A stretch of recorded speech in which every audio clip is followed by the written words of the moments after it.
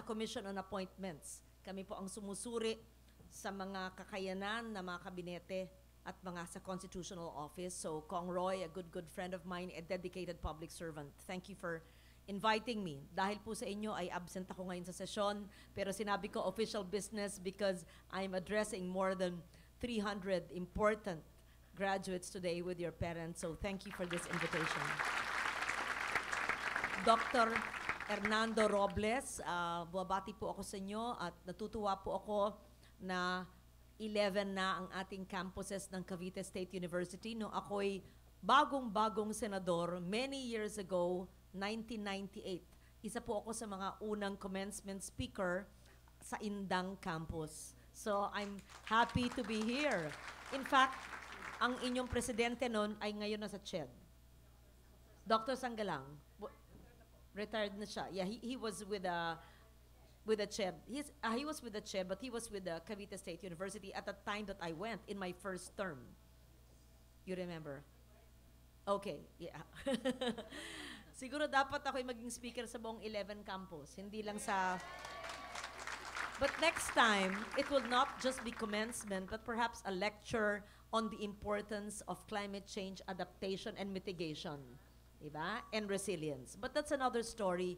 Baka mapahaba tayo dito at gusto niyo makuha mga medal nyo at mga awards ninyo at recognition at inyong diploma. Babati po sa inyong lahat. Hindi ko na po isa-isahin. Salamat po sa inyong warm welcome sa akin. I actually have a very thick, prepared hard copy speech and I was asking my good friend Roy, ano Roy, babasahin ko ba ito at i-quote ko si Steve Jobs sa kanyang sinabi nun sa Stanford University or will I just tell them my story? Sabi niya, Tita, ewan ko ba tinitita mo ako Roy, no? Tita, just tell your story. So I decided I will just shelve my speech but I will email to the school my prepared speech para naman hindi sayang.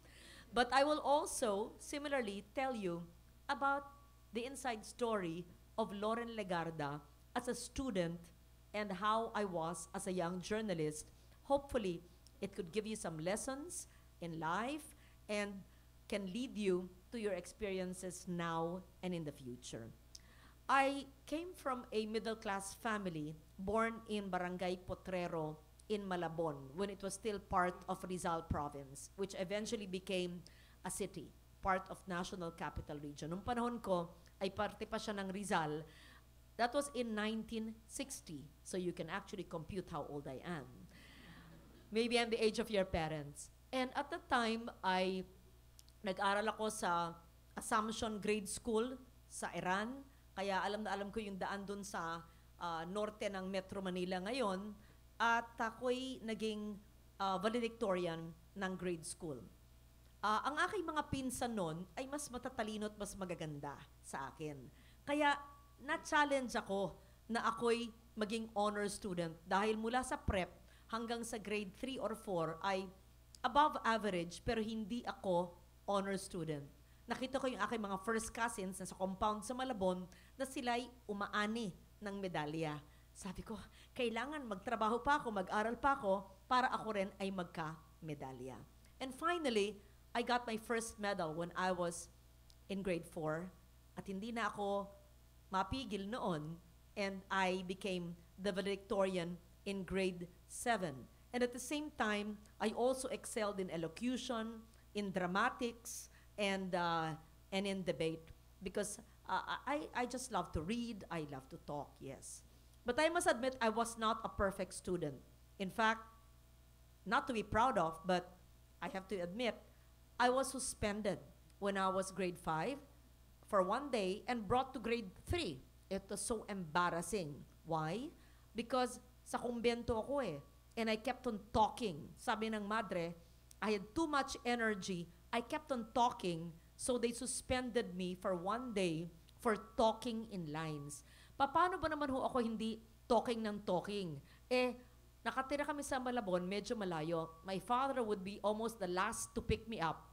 Napapanis na ang laway ko ng 3 oras habang nag-aantay sa aking amang sunduin ako.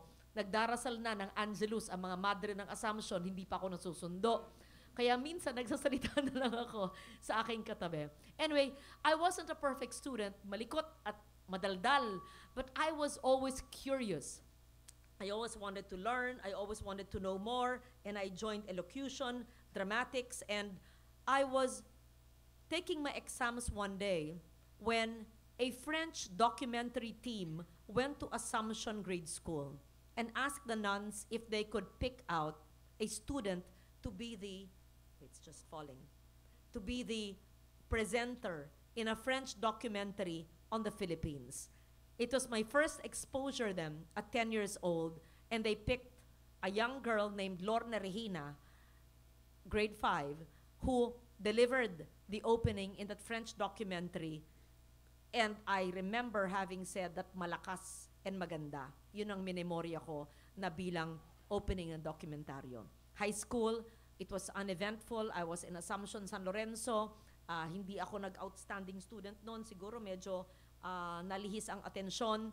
I admittedly to extracurricular activities. But nung ako'y nag-apply for college sa dalawang eskwelahan, sa Ateneo at sa UP, my parents, just the accommodation, sa Ateneo, pero sabi ko, sa UP talaga ako. Ayaw ng mga magulang ko dahil martial law pa noon. Natatakot sila ng only girl nilang anak at eldest ay makadelikado pagpunta sa UP. But I was just one of the less than a dozen high school students of Assumption who made it to the University of the Philippines, and so I made it to UP and entered the then Institute of Mass Communications in UP. It was an eye-opener to be in UP, to be with so many people from all walks of life. And I thoroughly enjoyed it, meeting new friends, because just a few people, iilan lang kami sa Assumption at iba't ibang kurso, at napakalawak ng ating Universidad ng Pilipinas sa Diliman Campus. So sumasakay ako ng ikot jeep mula sa College of Arts and Sciences, papunta sa Econ o sa BA o sa Masscom, and I really enjoyed and learned so much. Alala ko, nag-aaral pa ako ng aking exam sa aming mga comfort room noon.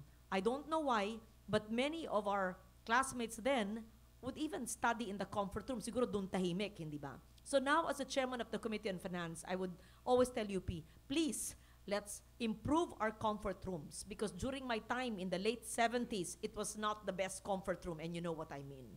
And so, and I make sure that now I give back as a chairman of the Committee on Finance to make sure that our educational institutions of higher learning, including the University of the Philippines, and of course, the state universities and colleges like the Cavite State University, receive the capital outlay and whatever it needs so that we are able to give the best possible educational background, educational attainment for our students. So I was in UP, and I think that is what honed me to be what I am now. First, being with people from all walks of life, adjusting to everyone, and being 10 steps ahead of everyone. And that is lesson number 1 that I'm telling you now. Mahalaga na hindi lang tayo makontento sa ating pinag-aaralan. Siguro itong ugali ko to mula pa sa grade school, high school, lalo na sa kolehiyo. Hindi lang sapat sa akin ang pag-aralan ko ang mga leksyon sa araw na yon. Ngunit, rinireview ko rin ang mga leksyon sa nakarang araw at pinoproject ko na yung mga leksyon sa mga darating na araw para alam ko na. I recall there was a 15-minute rule in UP where after 15 minutes na wala pa ang teacher galing sa faculty center, ay maaari ka nang umuwi. Ang aking mga estudyante, ang mga klase, ay takbo ng Cubao, punta ng jeep, manonood ng sine, or mag-hangout sa lobby. Ako, nag-aantay ako 20-30 minutes. At minsan, dumarating ang teacher after 30 minutes. At natutuwa sila, may isang estudyante na nag-aantay at gustong matuto sa ituturo ng teacher. But there's no class because there's only one student left, and that's Loren Legarda. So, I walk with the teacher back to the faculty center, offer to carry his or her books, and then talk to the teacher and ask for additional lessons to take home so that I could learn more. Nagugulat ang mga teacher, bakit pa ito hingi ng additional homework? Sabi ko, maliban sa gusto kong maging cum laude pag ako ay mag-graduate, gusto ko pong maraming matutunan dahil 4 na taon lang ang kolehiyo. Pagkatapos niyan, we're out in the world, and it's a dog-eat-dog world and very competitive. And I would recall we would also line up at 4 o'clock in the morning to get the best classes, to get the best teachers, and the best schedules. Kaya hindi madali. But what am I trying to say? I was not content with just seeing my homework or reading my books, but I would always seek for something better, something new, something additional to engage me and to improve my learning. So that was how I was in the 4 years of college. I would never cut any single class. During breaks in between classes, you would find me either in the comfort room studying or in the steps of the College of Arts and Sciences, or most often in the main library. That was my best friend. I always wanted the silence of the library and the overwhelming presence of our books so that I just had this thirst for learning. I remember also, it was in the UP Institute of Mass Comm, now the College of Mass Comm, where we had, being a major in broadcast communications, where we had a final exam with then Professor Orly Mercado, who later on became senator. I'm not the best dancer and I have 2 flat feet, flat-footed po ako. And so it was in the stage where we performed in Mass Comm studio where I fell. It was a group program. I stumbled because they made me wear high heels. Hindi ako sanay mag-high heels. So, pinagsuot kami ng high heels sa broadcast performance at ako'y nahulog at nasira ko yung group show namin. And I thought I would fail that. But what I did was I stood up and continued with the group, and eventually we finished the program. When we got our class cards, nakita ko at nakita ng mga klase ko, flat 1 ang aking grade. At sabi nila, bakit naman ganun? Kung sino pang nahulog, siya ang mataas ang grado. At sabi ni then Professor Orly Mercado, nakita niyo siya? Nung nahulog siya, tumayo, nagpatuloy, hindi gumawa, hindi maski nabukulan, hindi umangal. And in life, it's not how much you perform, or it's not so much how you live life, but how you get up after you stumble. Because life is not a bed of roses. There will be challenges. Who said life was easy has not lived life. It's never a bed of roses. It's never a clear blue sky. Palaging may sigalot, maraming problema, may mga hamon, pero marami rin oportunidad at marami rin mga pagkakataong matututo tayo. It's just, sandali po, matagal na ako hindi nagsuot nito, kaya medyo nahihirapan. Okay, so fine. So, that was lesson number 2, the tenacity and the persistence to continue what you're doing despite the troubles and the challenges. So, get up after you stumble, and you will stumble. Of course, you try not to stumble very often. I'm not saying it's good to make a mistake, but it's how you get up after you stumble that matters most. Dahil may bato-bato dyan, there will be difficulties along the way. But it's important that if you have a clear vision and direction of what you want to do, then you get up after you stumble and continue what you're doing. And then after college, I remember, before the graduation, I was asked to be the speaker, the commencement speaker. I was cum laude, but there was a magna cum laude or even a summa cum laude. But they asked me to be the speaker and spoke before our graduating class. I don't remember much what I said during the graduation of 1981. It was in March of 1981 where I spoke before the Mass Comm graduates.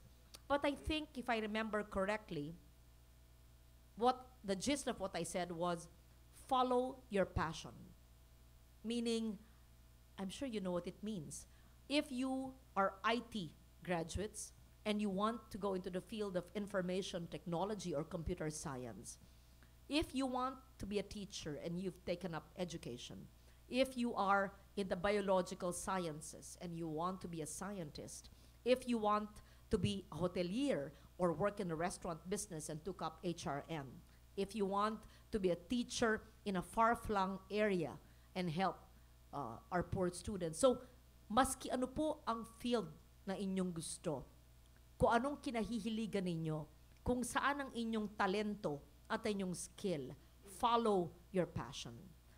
I am fortunate that as early as grade school and high school, I had an idea of what I wanted to do.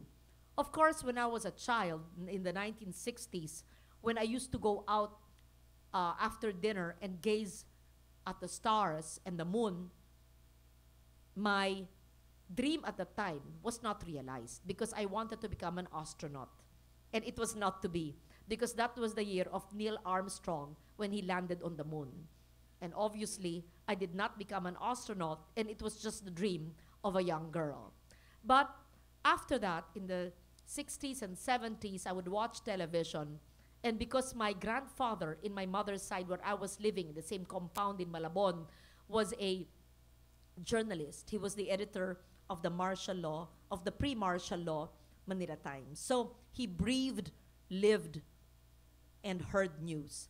He talked about news. He lived news. So he would talk about the excitement of knowing the news, of creating the news, of being responsible for the factual and truthful dissemination of news. So that excited me. Then I was used to watch television and saw the newscasters then and the anchors and wondered how they crafted all the news happening within the day all over the world in a matter of 30 minutes. And so, since I guess I was high school, when they used to ask me, anong gusto mo maging? Hindi na yung astronaut. Dahil 1960s yun, bata ako noon.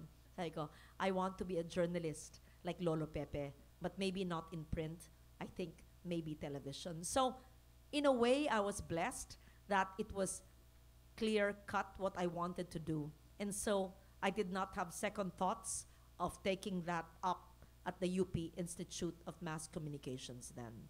And so, I pursued in 1981 a career in television as a news anchor, as a producer, as a reporter, as a writer. I can go on and tell you from 1981 to 1998 when I retired from television and ran for the Senate.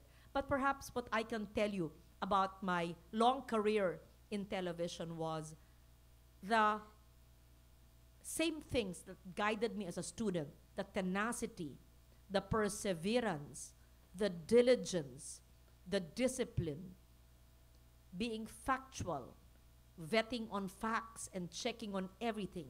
I think that's important. So, yung pagkamasinop ko bilang estudyante, yun din ang naging pagkamasinop ko bilang journalist. I was the producer of programs like The Inside Story. Hindi ko alam kung naabutan nyo yon. It was an award-winning investigative program. I was the anchor and producer of Pep Talk in 1986. You were not yet born. That won all the 30 major awards in the industry then. And I was a very inquisitive child. I was a very curious teenager and young journalist.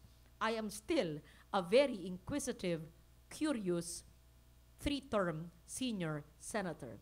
So, yung ugali ko na ako'y bata na makulit, aral ng aral, hanap ng bagong matututunan, the curiosity, the passion in the 60s, in the 70s, is still present now. Maybe that's what keeps me young, I don't know. But it's, and my staff know that. They can't keep up with me. I'm always asking questions and always trying to decipher the answers to these questions. When they ask me, who's your best friend? I have many, many friends. But my best friend is named Google because I love to Google information.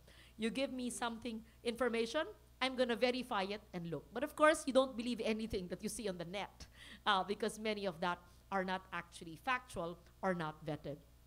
That's half jokingly. And so, in my long career in television, what really perhaps made me 10 steps ahead was my persistence and my diligence. Maybe a short story of my brief stint in television in America. Not many people know this. It was just yesterday when I was interviewed by PTV4 because they're doing a balik tanaw sa mga naging anchors, hosts producers ng Channel 4. And I was with Channel 4 before 1984, 82, 83. And I was telling them, I was anchoring a business talks program when I decided in 1984, 85, to go to the United States. That was martial law right before EDSA in 1986. To make a long story short, bagong salta ko sa Amerika ng 1985, anong gagawin ko doon? I went to the Philippine Consulate on Wilshire Boulevard, my first time, with a letter from an executive of Channel 4 in the Philippines, in Manila, and said, I want to produce a show. They stared at me. Who is this young girl? First time sa Amerika, hindi namin kilala, wants to produce a show. I saw a camera, I saw an editing machine, and I said, who knows how to take shots, how to shoot, who knows how to edit. Said, but we don't have airtime, we don't have money, we don't have a budget for that. I said, there's no problem. I have my talent, I have my time, I have my diligence. As long as you give me a cameraman who knows how to edit, who can drive, maghahanap ako ng sponsors. And to make a long story short, I looked at the yellow pages and looked at all the Filipino community owners of businesses, wrote them letters, and went to each and every one of them to try to raise funds to pay for airtime in a television station called KSCI Channel 18, which was a TV station for the ethnic minorities, the Koreans, the Chinese, who had television programs. And at that time, there was not a single Filipino program featuring the Filipino community or anything about the Philippines then. And so this was the precursor of TFC, of the Filipino programs in the West Coast or all over the world. Yan ang kauna-unahang program. At ang tawag dyan noon ay Manila Envelope. Because ako rin nag-isip ng pangalan. Sabi ko, Manila Envelope. Dahil yun ang usually way of giving information o linalagyan ng mga sulat, ng mga pinapadala sa mga kamag-anak, sa kaibigan, Manila Envelope. Remember that time. I'm sure you cannot imagine. Kasi ang panahon nyo, text, internet, everything, satellite. But that time, wala, landline. So Manila Envelope. So it was a program I produced out of sheer grit. Ang puhunan, panahon, talento. Of course, there was a cameraman and a camera. There was, the same cameraman was the editor. Dalawa lang kami nag-produce ng show. So at 24 years old, I was the producer, the writer, the reporter, the main host, and the marketing that did everything. So I got accredited by the foreign press in Los Angeles. I interviewed then California Secretary of State March Fong Yu, Mayor Tom Bradley. You know, these people I'm mentioning may not be alive anymore because remember, that was in 1984, 85, 86. So that was actually 31 years ago. At that time, I was a young journalist and they were already in their mid-years. So I'm not sure if the people I'm mentioning, you can just Google. I don't know if when you Google Manila Envelope, Loren Legarda, Los Angeles, California, if that would come out at all. That was the 80s. So I remember having interviewed Shirley Temple Black, who was an ambassador. I remember going on the USS Enterprise and interviewing then Vice President Bush, the older Bush even, not the younger Bush. And so in 1986, after EDSA, someone came to the Philippine consulate and looked for that girl they would see on television. You'd wonder, how can they see a television show in Los Angeles when the person who came to seek me out was in the Philippines? Because wala pa nung satellite, wala pa nung email, wala pa nung Facebook Live. Gusto ko mapanood ng mga Pilipino ang nangyayari sa California na pinoproduce ko doon. Sayang naman kung doon lang. Anong ginawa ko? Linggo-linggo, nagpupunta ako sa LAX, sa airport.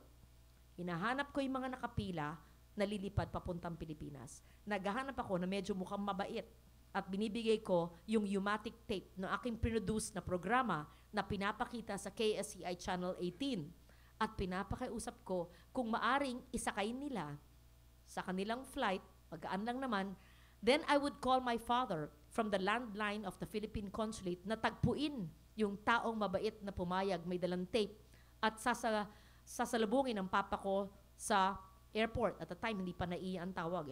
Manila International Airport. And I would call my father.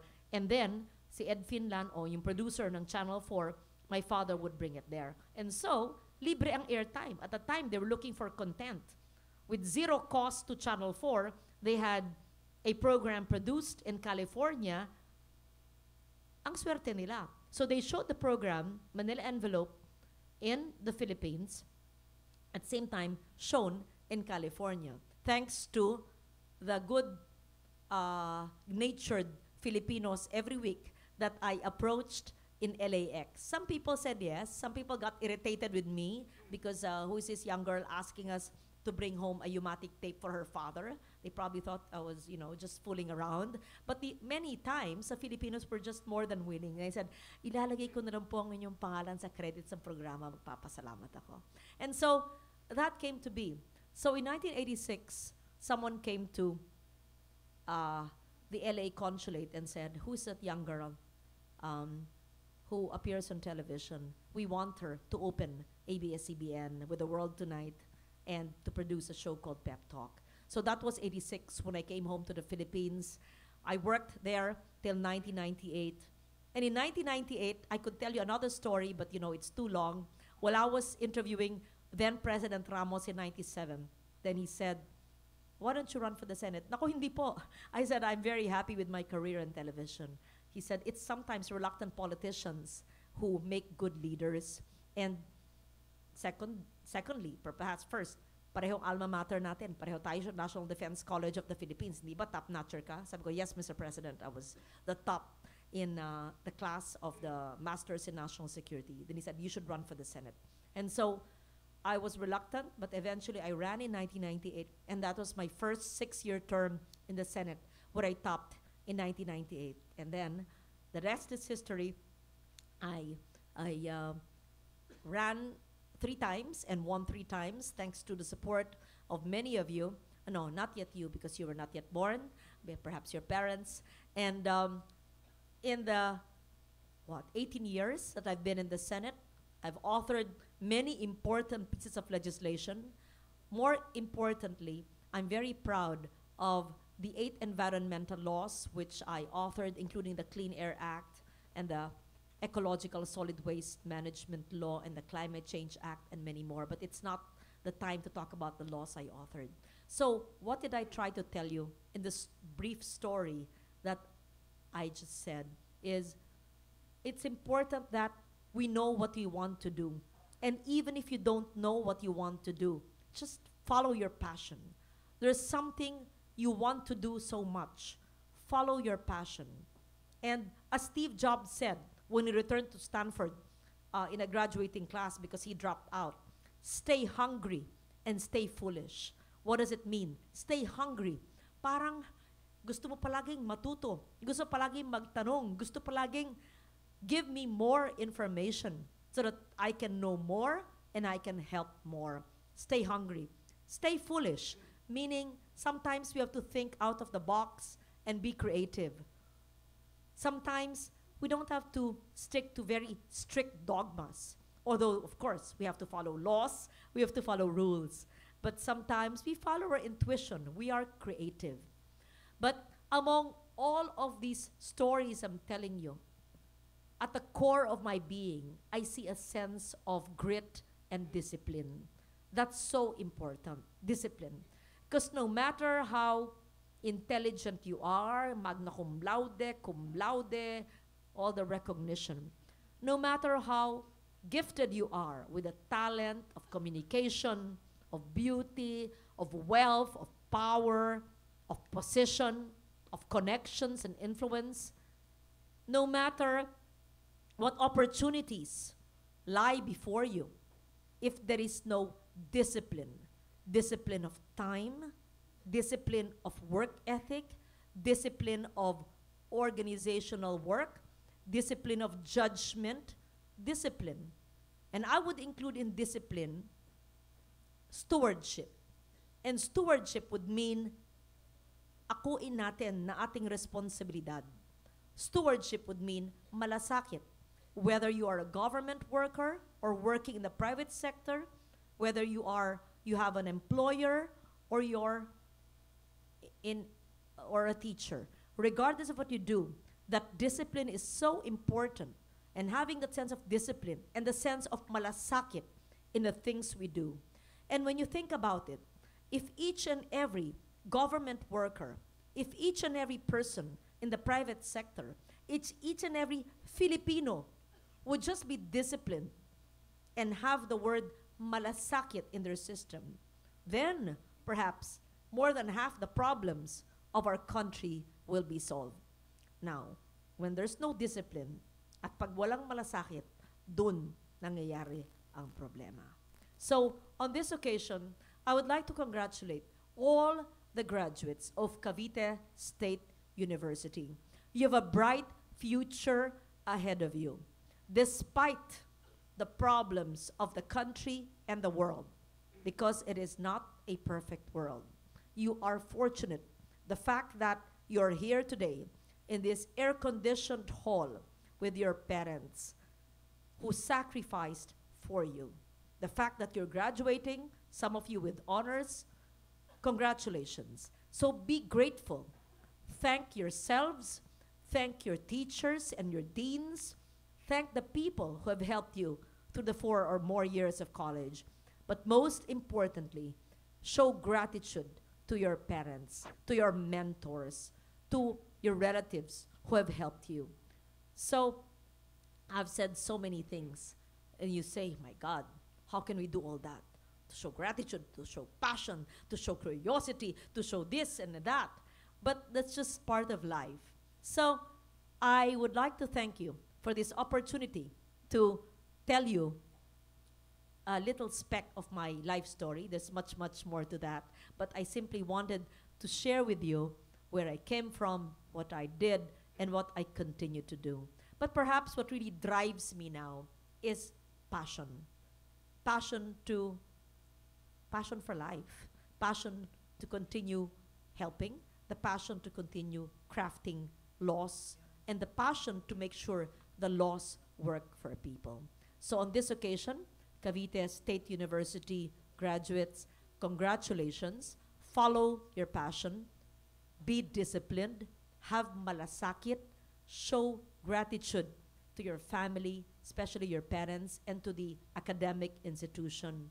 And I wish you all the best and continued success in your bright future ahead of you. Thank you.